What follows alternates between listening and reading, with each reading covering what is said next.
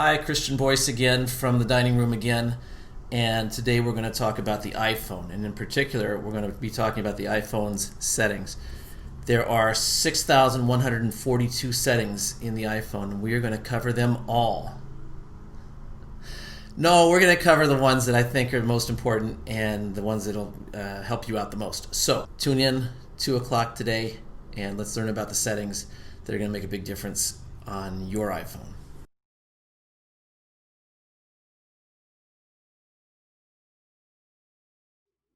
Okay, everybody. So it is 2 o'clock. It's time to have our class about the iPhone. Christian Boyce here. You remember me. I have a new camera today, so I hope you like the way it looks. Same old me, but a new camera. So today we're going to talk about the settings on an iPhone. There are so many settings. So many settings. I don't know if there's 6,142, but there are a lot. I wouldn't count that high. So today we're going to use this iPhone. This is an iPhone 8 Plus, a little bit older, but it's a little bit bigger, and so the picture looks better on the screen. So I wanted to point out a couple things. First of all, if you have a row of buttons across the bottom of your Zoom window, that's going to cover up a little bit of what I'm showing. And you can change that. If you go up to the window menu, there's a control for always show meeting controls. And if you turn that off, the buttons go away until you move the mouse in the picture. So that might help you out a little bit today. So let's share this iPhone screen and get right into it. Okay, let's see how this goes. Here's an iPhone screen. Great. And I am at the settings. So the question was asked last week about the time that displays on the screen when I'm giving these talks. And here's the time right here. This is 9:41 a.m. It is not 9:41 a.m. Okay, I'm not doing this in some strange time zone where it's 5 hours and 41 minutes different or whatever. 4 hours and 19 minutes different. I'm not doing that. What I'm doing is I am just using the Zoom software, and the Zoom software has chosen to put 9:41 up there. Why 9:41? Because that is the exact time that the iPhone was introduced by Steve Jobs in 2007, and that's sort of an inside joke for Apple, and I guess for Zoom too. Anytime you see an ad for Apple, the product will be set to either 9:41 or 9:42. 9:42 is the time that the iPad was introduced. All right, there's your trivia for today. Let's get started. One of the hardest parts about the settings in the iPhone is finding the one that you want. Well, it turns out that right up here, there's a search box. So let's start off by searching. So let's say I want to find settings that help me manage the battery. Well, I can tap up there in settings, up in that box, and I can type now. I'm going to look for battery. And right away, we find the setting for battery. And if I touch it, I see information about the battery. Fantastic. Let's go back and let's do it a little bit differently. So I'm going to tap this X here to clear that out. Okay, that should do it. Good tapping. Okay, but this time, I'm going to do it by voice. So here, I'll use the microphone. So I'm going to say text size. And there it is. There's text size, and I can tap on any of these, this one here, or this one here, or any of these other ones too, and take me right to a text size thing. So let's do it. I'll tap the first one, and here's text size. Okay. So that was nice. So right away, you see that you can search for a setting, and that's going to save you a lot of time. It's a lot better than scrolling up and down. Now, to get out of this search mode, you've got to tap cancel here. You'd be at this all day. So I'm going to tap cancel like that, and now we're set. Okay. So that's great, because look at all these settings, right? There's gobs of them. So if you can search, that's great. You don't have to know where they are. You just have to know how to find them. However, you can do better than that, because you can use Siri. So even if you're not in the settings app, even if I'm here, okay, I'll go, here on my home screen, I can ask Siri to show me the brightness. Hey Siri, show me the brightness controls. I'm afraid I don't know that. You can find out in settings. And there I go. So I didn't phrase it quite so well, but we'll do another one. Show me the iCloud settings. And there we are in the iCloud settings. So let me ask it to show me the brightness again. Show me the brightness settings. And there they are. Okay, so being able to ask Siri to find you settings is really nice too, even if you don't quite know what they're called. If I tell it to look for brightness, it's really finding displays and brightness. So I didn't have to name it perfectly. It still knew what to do. Easy stuff, but it's stuff that nobody does. So maybe you can be the one who does it. Okay, search by typing, search by microphone, search by asking Siri. Sometimes you don't even know what you're talking about, and Siri will find it for you. Okay, so that was a nice, easy page 1. Now, let's go to page 2. I hope you got your handout. The handouts really help. If you don't have a handout yet, you could go to my webpage, go to lectures, and at the bottom of the lectures page is the current handout. There's a link. If not, get the handout later and watch the recording, which will be there too. christianvoice.com, and then the lectures section. Okay, let's look at some settings that reveal features that you might not know that you have.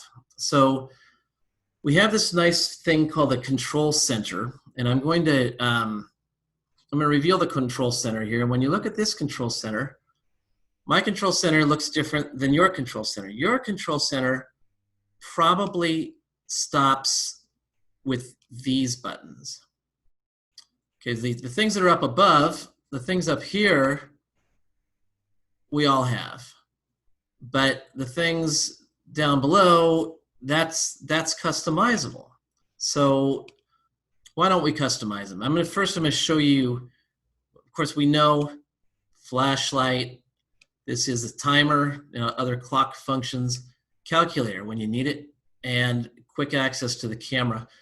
And of course, this is revealed on an iPhone with a home button. It's from swiping up from the bottom. And on an iPhone without a home button, it's from pulling down on the right ear. From the very top, pull down on the right ear. Okay, so how did I get these other things in here, and what are they? Well, I'm gonna point to them, and maybe I can interest you in some of these things. This is a text resize button. Makes it very easy for us to resize text. I'll show you how we do that. This is a remote control for your Apple TV. If you have an Apple TV and you use the little remote and you try to type things in, you know it's impossible to type with a remote control. But if you use that button, this button right here, on your iPhone, then your iPhone turns into the remote control for your Apple TV, and then you can use the full keyboard and you can type in it. Very nice. This is the wallet. This is where things like airplane tickets, allegedly, is when we used to fly, airplane tickets, baseball game tickets, credit cards, things of that sort, gift cards, they're all stored in here. This is for zooming in. You can, if there's something that you're trying to read that's very small, you can use that to zoom in. Handy. So basically it turns it into a magnifying glass. All right, then across the bottom, this is to record the screen. So I use that a lot because I want to show people how to do things on their iPhone. So I tap that and it starts recording. This changes our display from black text on white to white text on, to white text on black, night mode basically. This is for scanning QR codes, those interesting codes that They kind of look like that. And interesting things happen when you scan them. And this is a voice recorder. So these are all things that I want to have access to. How do you get access to these things? Well, what we do is we find the setting for that. And the way we find the setting is in the settings. This one's really easy, so I'm not going to scroll too far. I'm not going to have to search. But here's the control center right here. So we can customize the control center, and so let's do that now.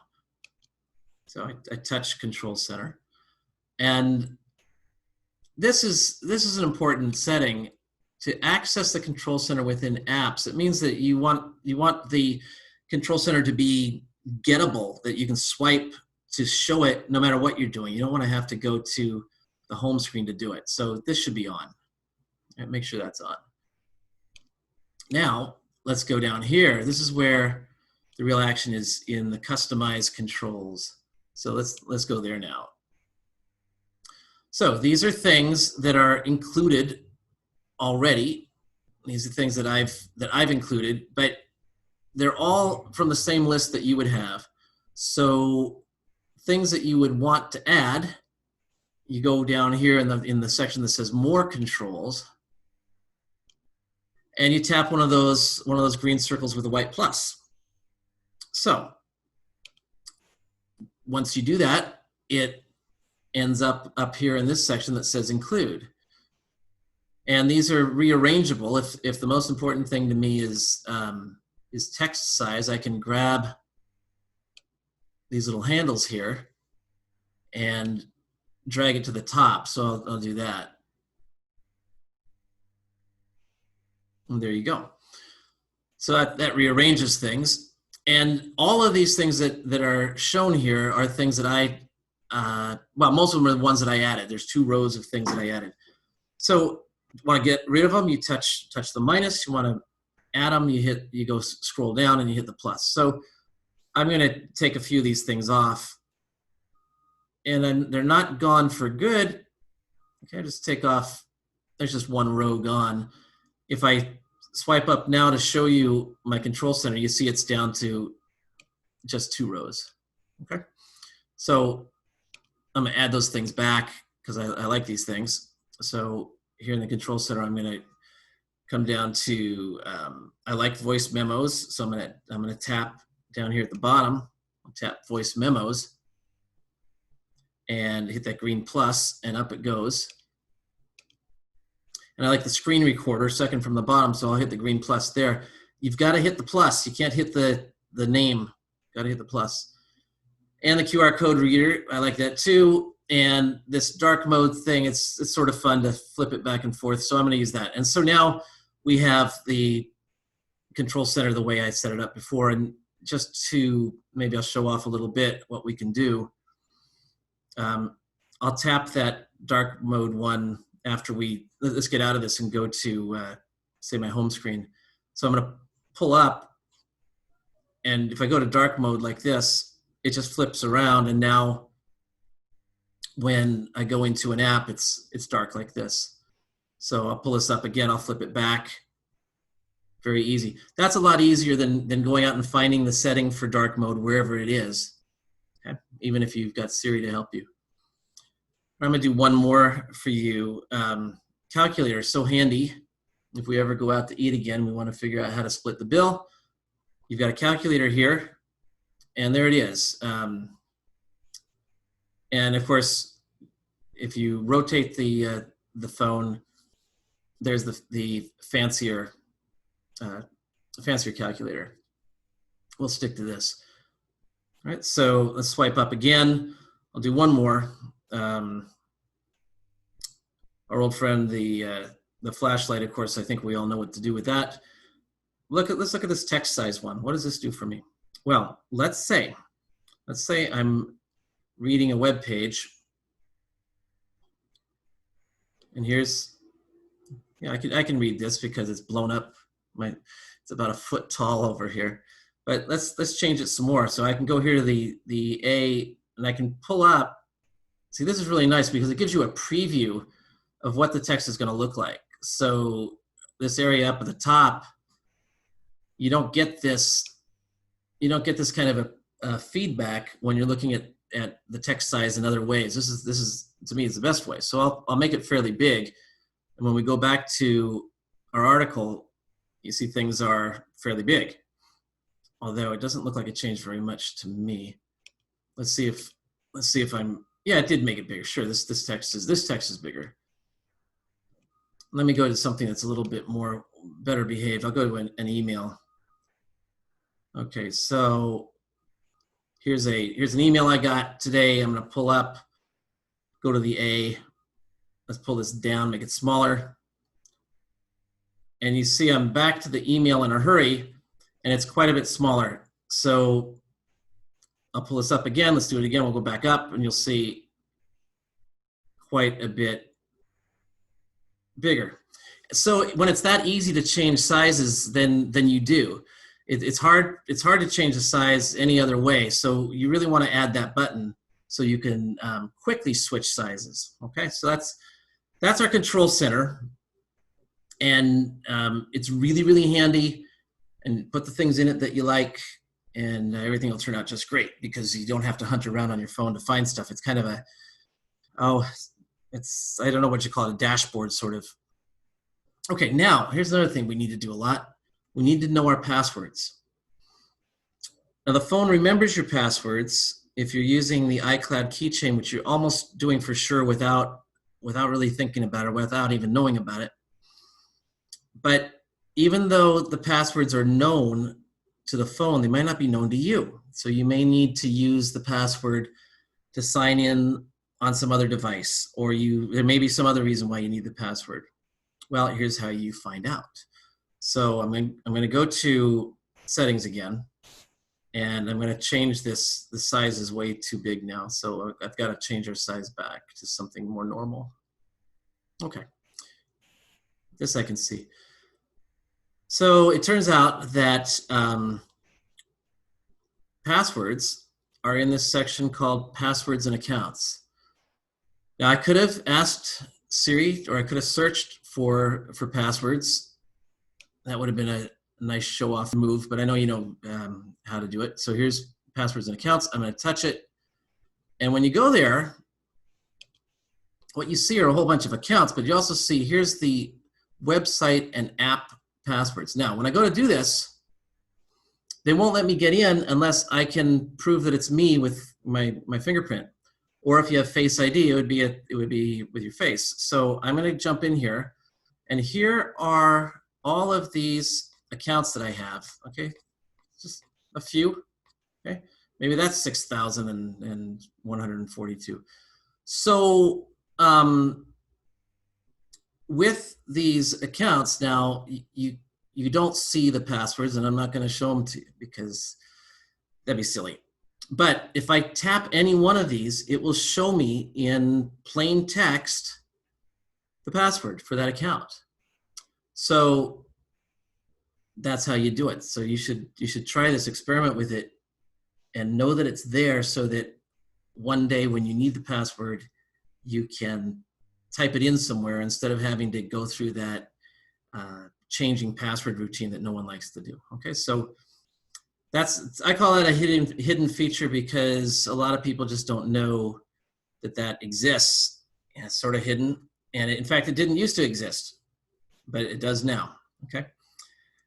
There are also passwords in this section, the autofill passwords, and I will just encourage you to go look at that yourself because there's stuff in there that's worth looking at. All right, well, so that was an easy page 2 also. Now let's talk about page 3, some ease of use and convenience settings, for lack of a better name. So let's look at Do Not Disturb. Do Not Disturb is a really great feature. So let's look at it here. There it is. So when you turn on Do Not Disturb, you have a master switch up here, right? Master switch.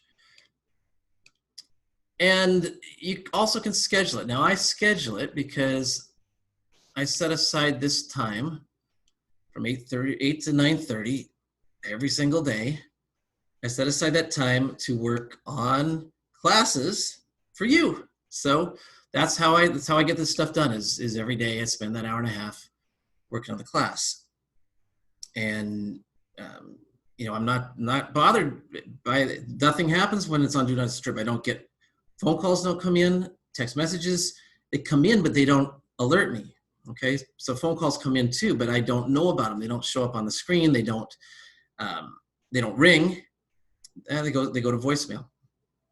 Any other kind of notifications that I might get otherwise, I don't get, and so I'm able to focus on the work. If we look at the scheduling here, you can see the scheduling is kind of it's pretty plain. You don't get to pick which days. So when I said I do this every single day, that's because I can't turn it off on weekends, but that's the way it's set. Let's go back. And you have a nice option down here about who does get to call through. I mean, let's suppose you're on Do Not Disturb, but you've got most people you don't want to be bothered by, but certain people you do.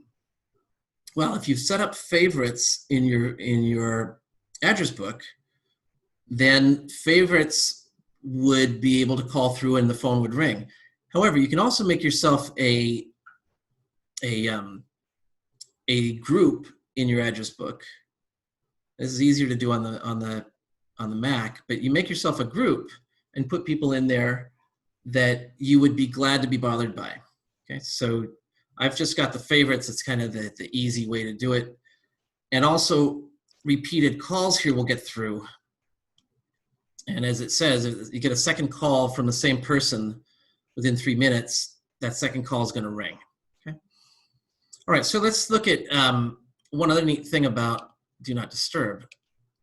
So if we swipe up or pull down to get to the control center, you see I have Do Not Disturb on now because I don't want a phone call or a text message or something to come in and interrupt our class.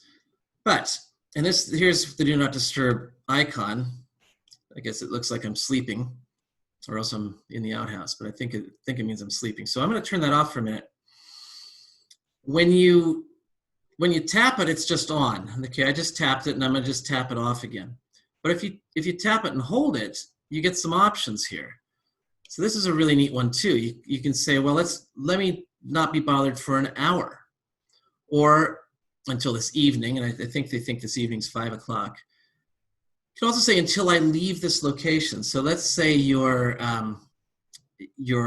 work or you're in a meeting or you're at a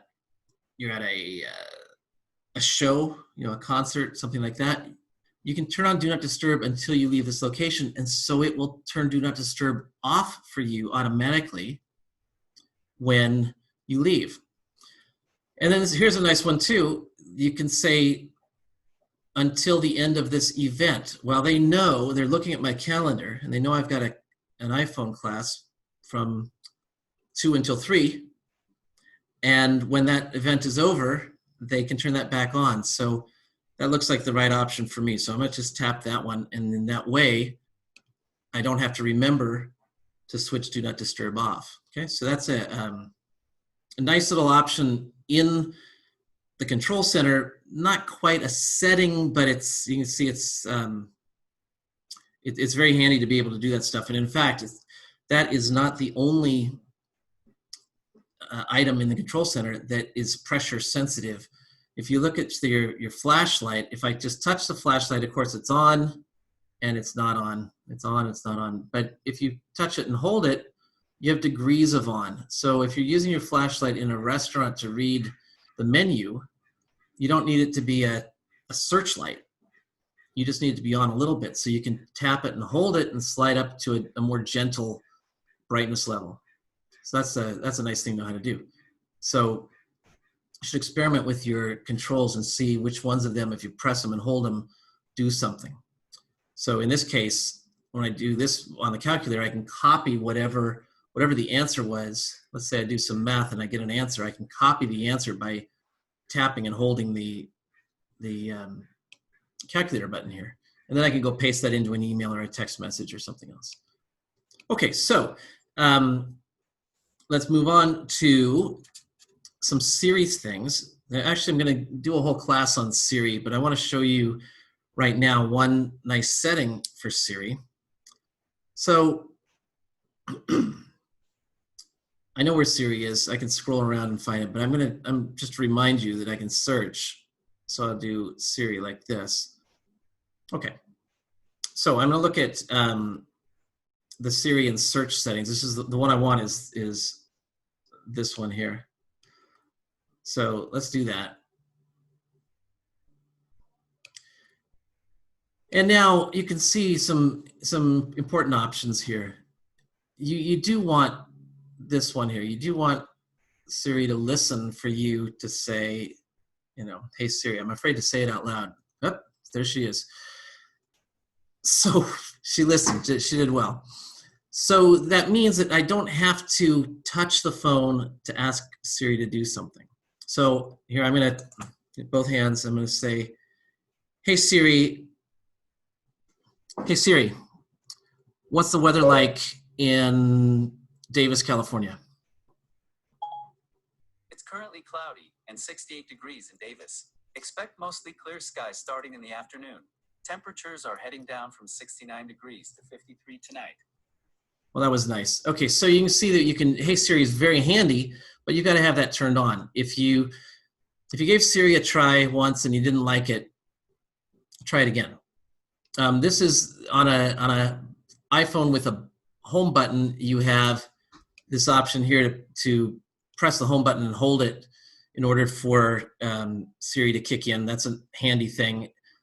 On your other phones, on your more modern phones, you'll have, this will say to press the side button and hold it. And the more ways there are to get to Siri, I think the better. Here's the part I really was planning on showing you, but I got distracted by how great Hey Siri is. The voice. So you'll notice my voice is different. I've got American, I know it looks like it's Irish. I've got the American male voice, and I'm going to play a little bit of it. I think you can hear it. I'm Siri, your virtual assistant. All right. Cheryl, did you hear that? I'm going to try the female one. I'm Siri, your virtual assistant. Okay.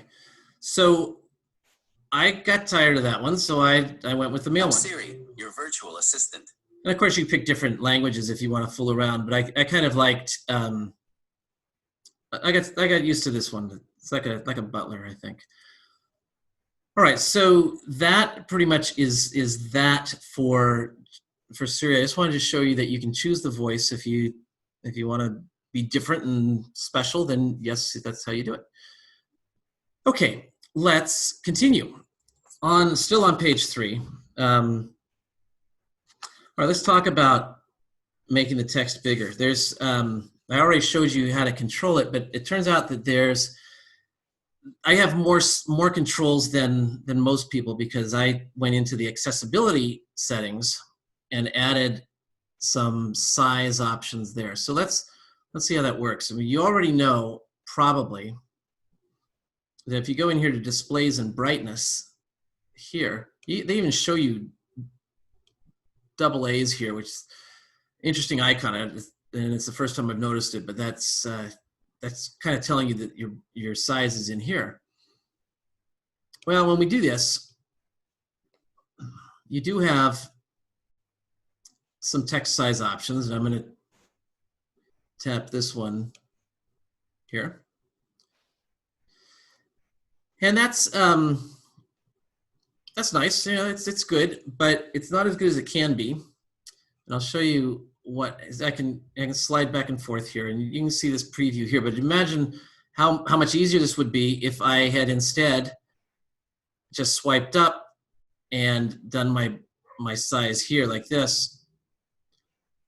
Much easier, right? And you can see it's reflected here.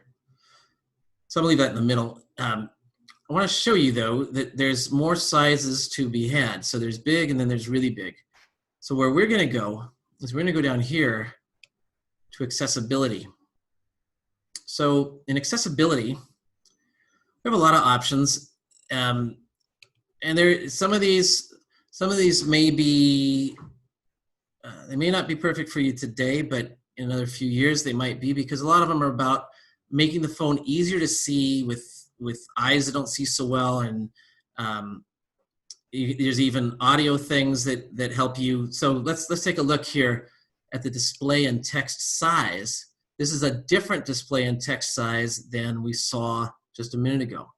So I'm going to go here. When you see it says larger text, what this did with this setting here, this maximum size A down at the bottom, it's bigger than it would have been if this weren't on. So let's switch this off, and you'll see. You see how big the A can be now. It's not nearly as big.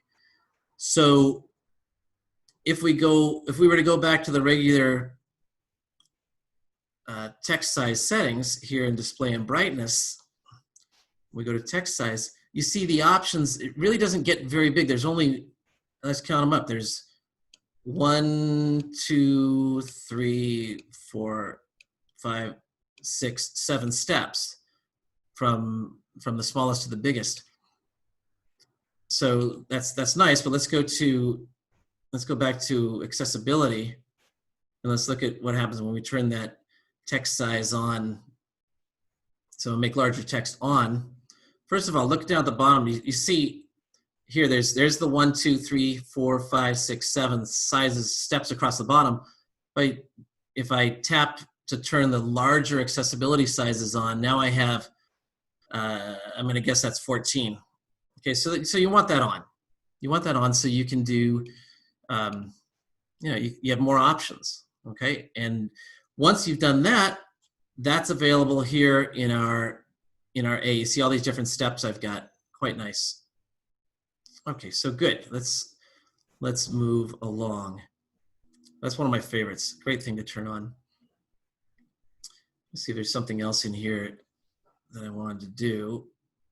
No, that's fine. There's actually, if you happen to be colorblind, there's options in here for colorblindness to make the screen look right to you. And they even have different kinds of colorblindness too. So maybe you don't need it, but maybe you've got a friend who does, and that's a nice thing. Okay, let's look at one other thing you can do if you don't want to raise the size of the text. Remember that you can have the phone read to you out loud. So it doesn't matter what you're reading. It can be an email, it can be a web page. So here's an email I got today. And how do we access this reader? Well, you put 2 fingers at the very top of the screen and you pull down like so. Let's hear this message here. From Eric Stein. Address 10:52 a.m. to Christian Boyce. Read iPhone class today 2 p.m. Hey bud, you might like this. I just got today. Bundle Hunt is offering its spring bundle with no unlock cost. Okay, so you saw the this panel here collapsed by itself, which is what it does in time. If you give it a few seconds, it gets out of the way. It's also draggable. I can move it around to a place that's really not in my way. And I can also tap it to expand it. And when I do, we see various controls. This is a 2 times, make it read it faster or slower. We can also play and pause. So right now I would need to tap this to play it. Jump forward, jump back, and collapse it ourselves. We can force the panel to collapse. If I tap once and then I can tap up here and it will collapse for me. But it's going to go away in time, so you can just let it go. So that's handy too, because sometimes you get a really long email and you want to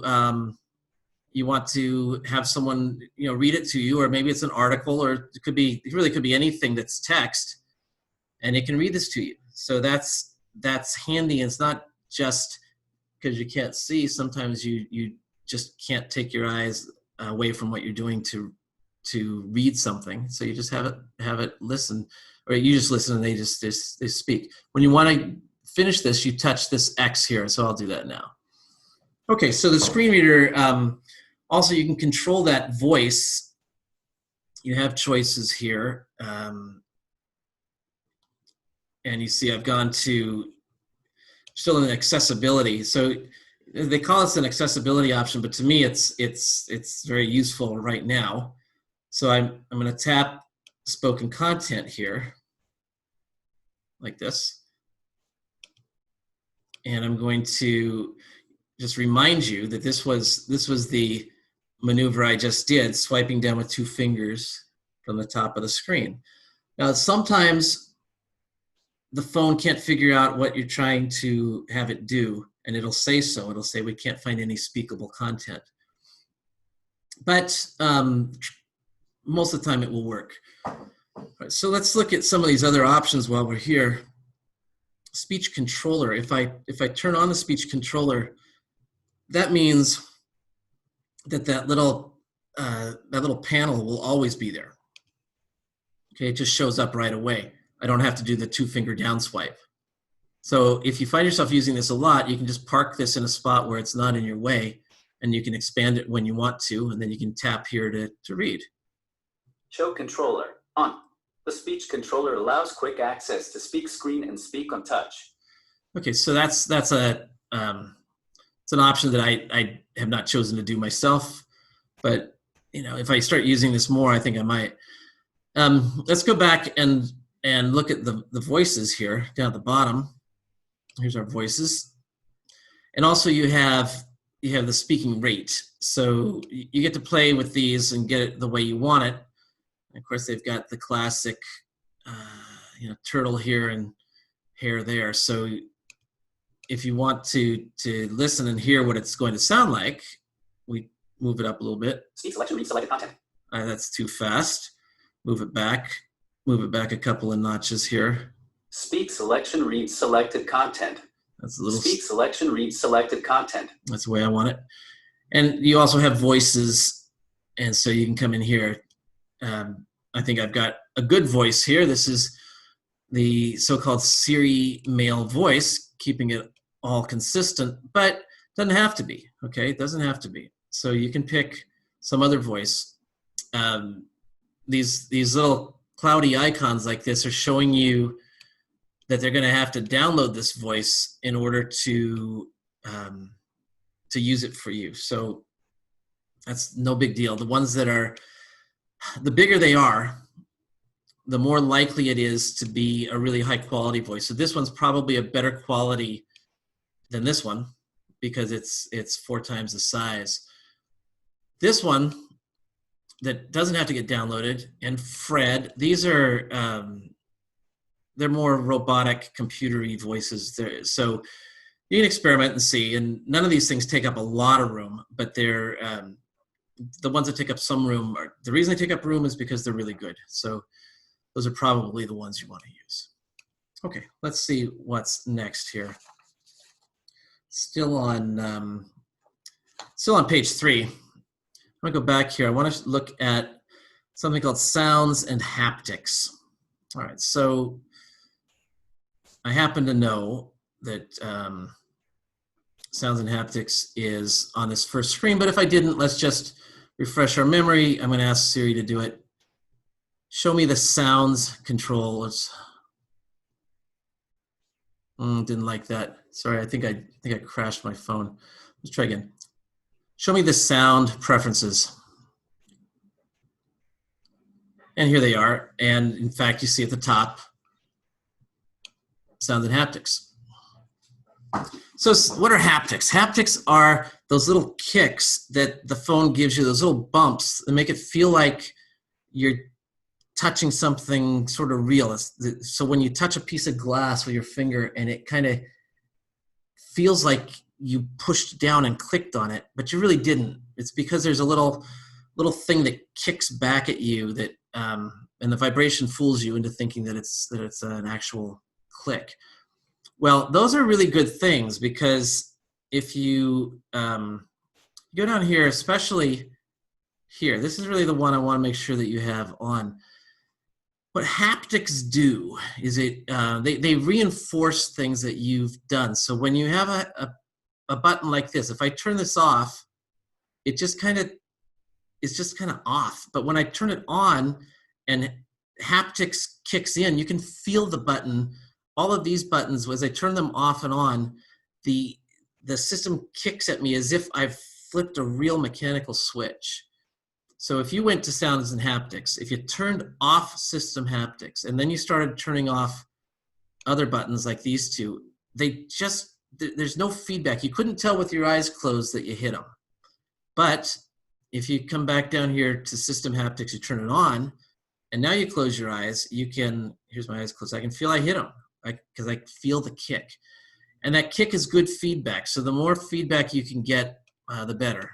You know, it's nice, quiet feedback. Okay, so that takes care of that one. All right, questions so far? Okay, good. Now we come to a section that I call other important stuff. And it's kind of a grab bag of things, but they're all important. And let's start with the first one. Let's right up at the top here. Let's go to general. This general sounds, you know, so plain, but so important. I'm going to go to general. And when I'm in general, I'm going to go to about up here at the top. And in about, we're going to see something interesting. Here's the name of my phone. You should name your phone. You don't have to name it like you would name your pet, but you name it so that you can identify it in the list of items that you have from Apple. And if they're all called iPhone, then you can't tell which one is which. And I'm going to show you where you would see a list of your devices. This should get a name. Now, when you tap on the name here, you see the chevron pointing to the right. So we'll hit that chevron. And when we do, this is your chance to name it. I'm going to capitalize that P. I don't know if that's right or not, but I'm going to do it. Okay. So if you don't do that, right out of the box, they're all called iPhone. If you've never changed it, then you can't tell one iPhone from the next by looking at the name. If you upgrade from an iPhone, let's say I have another iPhone. Let's say I buy a new phone, and I use this phone to transfer information to my new phone. My new phone will be called CB iPhone 8 Plus, which is a terrible name for any phone that isn't this one. So that's something you have to do after you set up a new phone. You have to go there and change it, and it's for your own good. So I'll show you why in a minute. Let's go back to our iCloud settings, which we did it the easy way by searching for iCloud, but I'm going to do it slightly hard way. If you touch at the very beginning of settings, if you touch up here and you tap your name, and then down here you'll see iCloud. So it used to be there was an iCloud icon all by itself. Now it's a couple steps away. But once you get here, you may be interested in knowing where is all my storage going. Like here I have, it tells me that I've got, I've used 252 gigabytes of 2 terabytes. Well, let's find out where it went. So what we're going to do is we'll tap here in the manage storage. And when I do that, I will see, I hope, I'm going to see that a lot of my, a lot of photos, right? This is showing me a lot of yellow photos and quite a bit of backups. Let's see about the backups, and you'll see the names of these devices. So let's touch where it says down here, backups. Let's see about the backups. So I touch the backups. And now it shows me the devices that are being backed up to this account. So they even tell you this iPhone, so that's nice. So we know that there's that one. Here's my iPad, and here's my other iPhone, and here's an old iPad and another iPad and the phone. They all have different names, and that's really the whole point is by naming the devices, I could tell which one is which. All right, so that's useful there. Sometimes you find that you have devices that you don't even remember. And so you can tell what they are by their name, and so then you can remove them. Okay, so that takes care of the top quadrant here on other important stuff. Let's talk about battery. Everybody cares about their battery. No, there's never enough battery. So where's the battery? Well, let's go back and let's do a little search. Well, technically, I'm going to show you the battery is really easy. It's so important that Apple gives it its own setting right here in the front. Okay, so let's go to the battery. Okay, so when you're looking at the battery, you're looking at battery options here, and then the settings, they show you, first of all, this one that says battery health at the top. This one is to let you know kind of what you can expect. If your battery is getting old and it's not working so well, they'll let you know, and then you won't be surprised that it doesn't hold charge. So let's tap that. So this one tells me that maximum capacity is 89%. So this one is never going to get to 100% of what it used to have. It may show me that it's 100% charged, but the 100% now is like 80% when it was new. So 89%. So it'll never really be lasting as long as it used to be, but it's still doing okay. And this is an important thing here too, peak performance capability. It means that if I do something that needs a lot of battery power, the phone's up to it, the battery's up to it. There comes a point where the battery's not up to it. And in those cases, it slows down the phone a little bit so that your phone will continue to work. They're not trying to slow down your phone so that you buy a new one. They're trying to slow it down so you don't have to buy a new one. Okay, so this is a really neat feature. But right now they're telling me that they are not slowing it down because they don't have to, because my phone's battery is in good shape. Okay, that's an important thing, but you can also look here and see some other important things, like how am I using the battery? Well, you can see which apps are using the battery. You may find sometimes that an app is using a lot more battery than you expected. Like maybe it's an app that you aren't even using anymore. Maybe it's something that you used a couple times and you forgot to turn it off. Well, if you saw something that was like that, you would want to. If I tap it, I can see how much time it's been on the screen. If you want to get rid of it, well, then that's another one of those, double click and swipe it up kind of deals, right? So you say, I'm going to get rid of these things. You know how to remove these things. So this gives you knowledge, right? This just lets you manage it yourself. The system's not going to turn off an app for you just because it's using a lot of power, but you can do that. Once you come in here and you look, you'll know which ones you really need to turn off. Now, most apps are good little apps and they don't use power when they're not in the front, but some of them are not good little apps and they will continue to draw power, and this is your way of finding out. Okay, let's talk about saving a lot of power here. There's a couple things we can do here. There's, first of all, location services. Let's look at location services. So it'd be nice if I saw them right in front of me. I know they're here. Well, why don't we just do a search? Let's look for location. Location services. All right, this looks, yeah, oh, it's in the privacy section. How about that? Who knew that? Who knew that? Well, I didn't know that, I forgot. So in privacy down here, once you go to privacy, there's location services up there.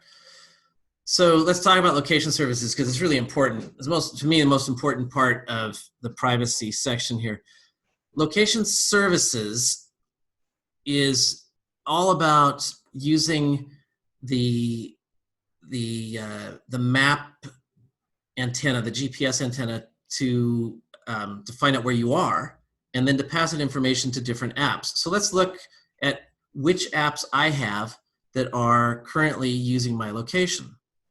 I think when you do this, you're going to be surprised. First of all, you almost have to have location services on. If you don't, then things like the maps aren't going to work because if it doesn't know where you are, it doesn't know when to tell you to turn. If you want to find movies around you or Chinese food near you or something like that, it needs to know where you are so it knows what near you means.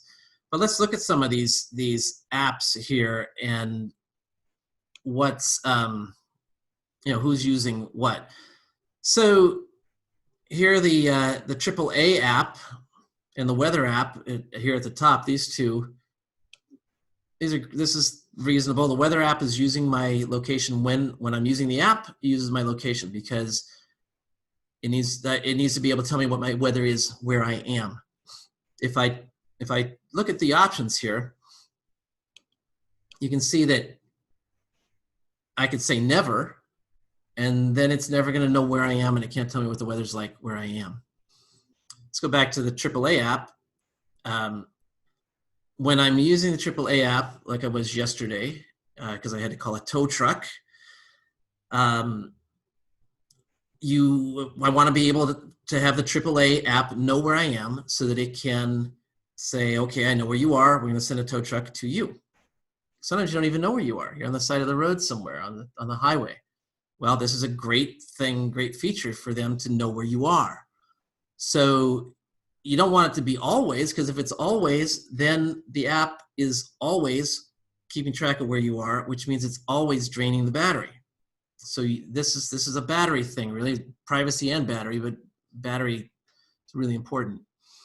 Okay, so that one's, you see, that's why you would want to do it sometimes. Now, if we look at some of these others, do I need to know? Okay, this one here, this one called Citizen is sort of a neighborhood thing that lets you know when things are happening, sort of police and fire stuff near you. So if I leave this neighborhood, it'll tell me about things that are happening near me wherever I happen to be at the moment. And this symbol tells me that it's done it recently. But in general, what you don't want to do is you don't want to have a whole lot of apps that are always tracking you. Partly because it's just creepy, and partly because it drains the battery. You can't have an antenna without the battery amplifying it. So you want to watch out for that. That's all. So that's what that's about. And I think, I think that was the one I wanted to show you. Now I want to show you also. I want to show you. I think there was one more thing. So pardon me, glasses. I can't blow up the paper. Oh, background app refresh. Yes, of course. So some apps need to give you updated information. Like when you look for the weather, you want to know what the weather is now, not what it was last week. So there's this concept of background app refresh. So let's look for that. I'm going to look for background. There it is, background app refresh up at the top. So when you go there, you see it's part of general. They tell you up here, in case you didn't notice, there it is. So background app refresh is important for certain apps to be always updated, and some of them not. Like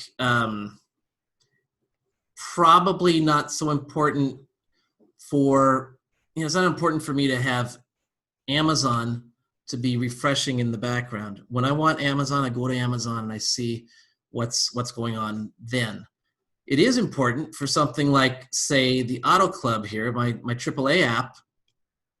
Why is that important? Well, it's important because if I switch away from the app to take a phone call or to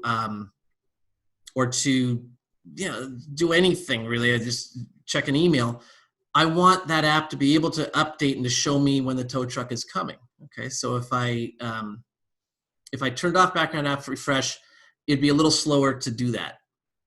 Let's look at a couple other things here. There are some that are just crucial for knowing where you are. Like here, the maps. Once you set a destination in your map and you're going somewhere, you are likely to get a phone call or check an email or get a text message. You need the maps to keep working in the background. It can't just stop because you're not looking at it anymore. Otherwise, it won't know when to tell you to turn. So that's when you do want it. But if you can't come up with a good reason for somebody to be working in the background for you, then there probably isn't a good reason. So I'll show you one more that's not, that by default is turned on, but you don't need it. The stocks, like if you go to the stocks and you have background app refresh turned on, it tells you the stock prices right then, that instant, just as you come in. If you don't, then that means you have to wait like 2 seconds for it to come down and show you what the numbers are. So it's really, it's a waste of battery to save those 2 seconds. Okay, all right. Okay, on to the very last one. Let me see here. I've got one more thing, which is, oh yes, in the battery, more battery stuff. Let's go back to our brightness and display and brightness. So here,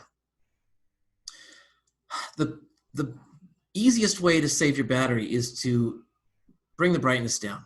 Okay, there are those who like to have it full blast all the time, and that's fine, but it's a choice, but it kills your battery. Okay, that's what uses the battery, is the screen.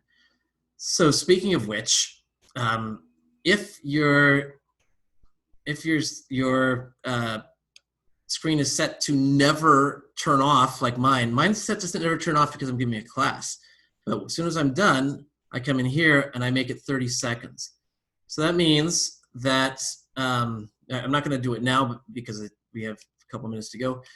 It means that when you let go of it, you set it down, it's going to go dark in 30 seconds, saves the screen. So this of course is a trade-off. When you're wearing a mask in the grocery store and you're trying to look at your grocery list on your phone, it's a pain because it keeps turning off. So you might want to up the number here while you're in the store, or maybe even to never, and then remember to turn it off again. Okay. So anyway, big battery saving in going with the minimum there. And finally, as we've got a round for home here with 2 minutes to go, raised awake. Okay, so raised awake means that if the screen is dark, if the phone's on the table and you pick it up, it will light up. Sometimes that's what you want, sometimes not. If it keeps lighting up when you pick it up, that's a little bit of battery that maybe you don't need to use. So when your battery is running out, that's something to turn off. And if you just want to try it for a day to see if it lasts longer, turn that off. This keeps it from turning on when you're picking it up to put it in your pocket or in your purse, or just to pick it up to carry it somewhere. So you save a little battery that way. Okay, so that is the end of page 4. We made it, and we have 2 minutes to go. I'd be glad to take questions about anything we did today. And as always, if you think of a question after the talk, you can always email me. All right. Any questions? Okay, good. Well, thank you very much for coming. We have another class on Thursday that will be about using the preview program on the Mac. And that's a really neat program. It's sort of like Acrobat, only a whole lot nicer to use, and it's full of nifty features that nobody seems to know about. And you're going to know, and you're going to like them. Okay, that's all. Thank you very much for coming. All right, and goodbye.